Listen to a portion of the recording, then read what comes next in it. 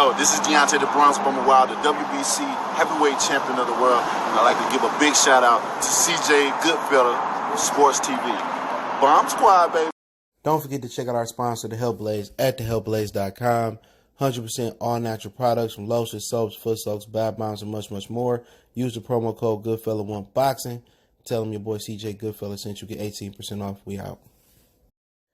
All right, man. We're going to talk about Bob Arum, top-ranked CEO, saying that Tyson Fury and Deontay Wilder 3 may go overseas, and surprising destination that may land the fight. But first, we're going to talk about George Foreman revealing that Muhammad Ali didn't believe he could beat Mike Tyson, and he was scared shitless of Mike Tyson. But let's talk about it. Hit that subscribe button, bell icon button. Share the video. It's the best way to help the channel. While not put the article link in the description. Shout out to Tom Business. He sent that to me. So, yeah, he basically revealed that, Ali told him that he really wouldn't have the confidence to beat Iron Mike Tyson, that he thought that Tyson was all that in a bag of chips, and that his power was by far bigger than any opponent that he had fought, even George himself, and pretty much said Ali didn't think he really can catch the fade. Now, it's different, though. Being competitive and being an OG is two different facets of boxing. When you are on the outside looking in, you retired, you're supposed to give these dudes they praise, and you're supposed to say they unbeatable, and I can't see them destroying.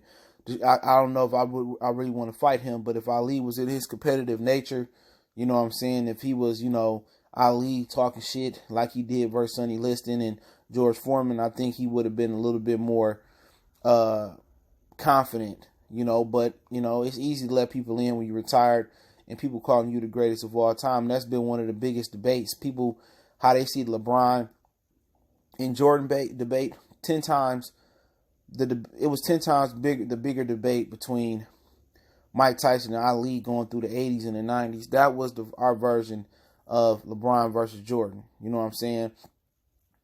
And like I said, man, I always wanted to believe in Ali. Even, the dude who groomed Mike Tyson, Customato, told him he couldn't beat Muhammad Ali. But at the time, people didn't really know what Tyson's weakness was. Tyson's weakness was Robin Givens, pussy, and not just being disciplined, just getting used to knocking people out. Why am I training for 12 or 15 rounds when, I can knock these dudes out 1 or 2 and 3 rounds? So, basically that's what that's what his biggest downfall was. When you see like Tank Davis, that's why I say Mike Tyson be a great coach with Gervonta Davis, because they suffer from some of the same backgrounds, broken households, and, they kind of have similar fighting styles and similar abilities. And I think Mike would be a great mentor for Gervonta. And then again, you won't see Gervonta, trying to pull a Mike Ho card like he tried to do with Floyd, and he wanted to spar Floyd. I think Mike will be a tremendous mentor for Gervonta Davis, because they kind of, suffer from, a few of the things outside the ring, and Mike can help him maneuver. But as far as that fight go, I always wanted to ride with Muhammad Ali, but kind of going back and watch those Foreman, them Frazier fights, Frazier head movement gave him a lot of trouble. You know what I'm saying? And Frazier had a good left hook, and he was a tremendous athlete. And we know George Foreman knocked his dick in the dirt twice easily. But with Mike Tyson, he brought not only the power, but he brought the speed, the defense. You know what I'm saying? He was going to be tough to beat. Ali had problems with the bob and weave of Joe Frazier. I think he would have problems with the bob and weaving of Mike Tyson. Mike Tyson had tremendous power in both hands. Mike Tyson had the body punch and the leverage. In height, being a tall fighter was a disadvantage for bigger fighters. But the problem with that is Mike Tyson just don't have no iconic wins on his resume. Michael Spinks is probably the greatest light heavyweight of all time. Him, Michael Moore, and a few other fighters could be in the conversation. But he really wasn't shit at heavyweight. Trevor Berbick was okay, but he really wasn't that. Larry Holmes was older. When he stepped up versus Lennox Lewis, and we wish we could have seen Lennox and Evander Holyfield before Mike Tyson kind of, went through the Buster Douglas and went through the prison system, seeing those fights. And I think Mike could have beat Lennox Lewis then, early on. I think he could have beat, Evander Holyfield possibly. I think he could have beat those guys in the ring when he was younger on and focused. But once he came out of prison, his mind wasn't right no more, especially with the Buster Douglas thing. He wasn't 220 pounds, 15 pounds. He was all muscle. He was big. He had slowed down, and his athleticism was gone, and all of that type of stuff. But it don't surprise me. A lot of these, the greats are humble when they retire. You see Larry Bird a couple years ago at the NBA Awards show give much love to the athletes today. Magic is very humble. Barry Sanders is very humble. Jerry Rice is very humble. They give these dudes their props, but if they was in a competitive, habitat as far as they was in a prime, they probably would tell you, can't nobody fuck with me off the record. I'll fuck him up. I think if Ali was, Ali that fought Sonny Liston and them, everybody remember, he fought Joe Frazier when they were trying to take his prime away. He fought Foreman when he was older. But as far as the fight, it was a great debate. It kind of faded over the years, especially when Mike Tyson's mystique had went away. And it wasn't because he wasn't a great fighter. I think if Mike would have continued to fight and stay disciplined and would not go to jail and stay on the right track, and a lot of people, contribute to Mike's downfall. Those people that, the Clay brothers, whatever they was, that the Customato left them with, they stole money from him. Don King was playing them. Robin Givens was playing them, and everybody in between. So I think, Mike Tyson probably could have got Muhammad Ali. He was a different athlete. Mike was like one of those athletically gifted people like Wilt Chamberlain and Bo Jackson. No matter what era you put them in, they dominant athletes. It's this narrative that old athletes wasn't as athletic as the guys today. Bullshit. Bo Jackson, what he run, a 4.2 flat? Wilt Chamberlain can jump 44 inches and bench 400 pounds. Mike Tyson. Show me an athlete that's as twitchy as Mike Tyson today. Show me an athlete that's as twitchy as Barry Sanders today. And you got the skills in they field or in they expertise as far as winning and losing. You know what I'm saying? And being great. Not too many, but Foreman went on to say that he feel that Mike Tyson still can compete today at 53 years old and be a contender. No, he can't. At the end of the day, I said this many, many times before. It's the reason why he retired on his tool in his last fight. It's over with.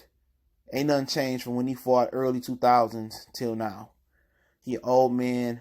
That's it. Stop trying to hype these old dudes up to try to get in here with the young guys. Let the young guys, figure it out and make them, and let's help them get over the promotional bullshit and help them fight the best. But Deontay Wilder and Fury 3 could go to Macau, China. Pacquiao fought there a couple times. I know he fought Brandon Rios there. I forget who else he fought there. But I know he fought Brandon Rios there after getting iced by Marquez. And, he might have fought Jesse Vargas there. I don't know. I don't think it was Jesse Vargas neither. But, so people say, Wilder ain't going over to China. But what y'all got to understand is this. If they're going to have a trilogy in the near future, ain't going to be no fans in the stands. So without a live gate, that fight can happen. All right, they need somebody to put up a big site fee in Macau, China.